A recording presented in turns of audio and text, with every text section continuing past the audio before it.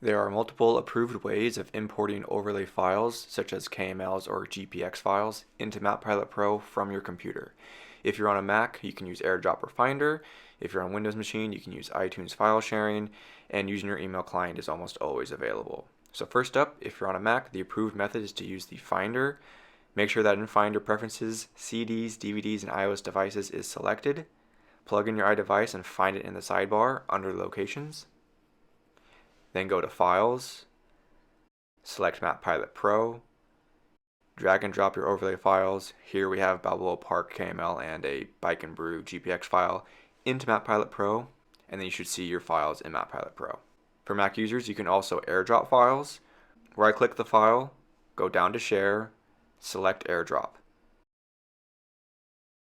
Find your iDevice and click it, and then on your iDevice you'll get a notification and accept it, and then you should see your files in File Manager.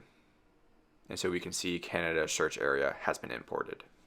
If you're on a Windows machine, you can open up iTunes, select your iDevice, go to the file sharing section, select MapPilot Pro amongst your apps, and drag in your files. And this is using Windows Pro 10 and this version of iTunes. The last option is to use your email client.